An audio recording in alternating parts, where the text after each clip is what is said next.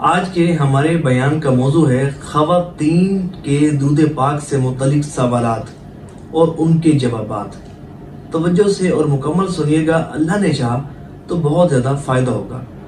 ایک سوال یہ ہوتا ہے کہ کیا خواتین کام کاج کرتے ہوئے درود پاک پڑھ سکتی ہیں؟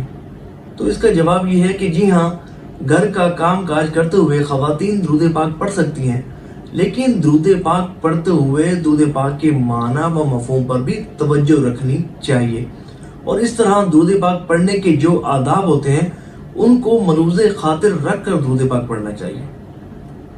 ایک اور سوال یہ پوچھا جاتا ہے کہ کیا گھر کی صفائی کرتے ہوئے بھی خواتین درود پاک پڑھ سکتی ہیں؟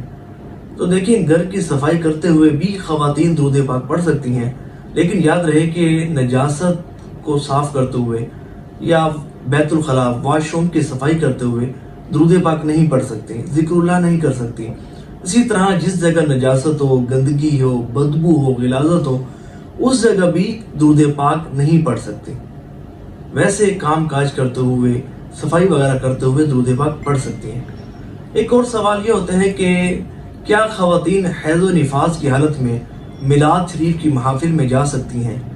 کیا وہاں گٹھلیوں کو چھو سکتی ہیں اور بلند آواز کے ساتھ درود پاک پڑھ سکتی ہیں؟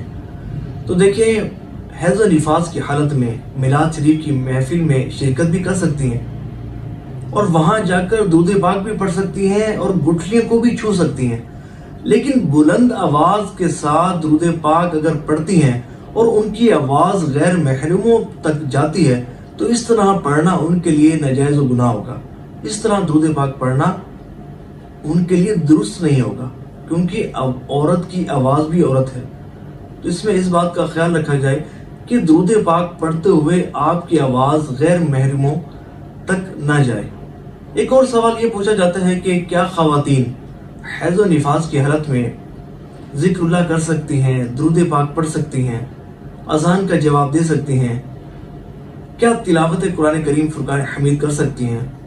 تو دیکھیں، حیض و نفاس کی حالت میں قرآن کریم فرقان حمید کی تلاوت کرنا حرام ہے، لیکن یاد رہے کہ قرآن کریم فرقان حمید کی وہ آیات کہ جو ذکر و ثنا و مناجات و دعا پر مشتمل ہیں، انہیں بغیر تلاوت کی نیت کیے ذکر و دعا کی نیت سے پڑھ سکتی ہیں۔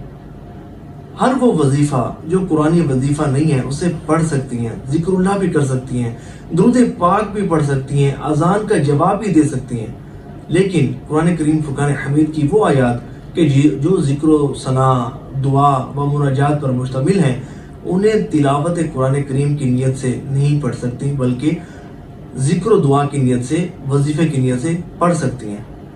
اور اس میں یاد رہے کہ وہ آیات کہ جو لفظ کل سے شروع ہوتی ہیں، تو کل پڑھے بغیر ان آیات کو پڑھنا ہوگا۔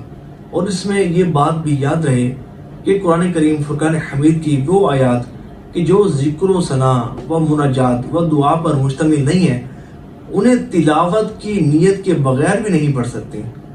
تلاوت کی نیت کے بغیر بھی انہیں پڑھنا عورت کے لیے جائز نہیں ہے۔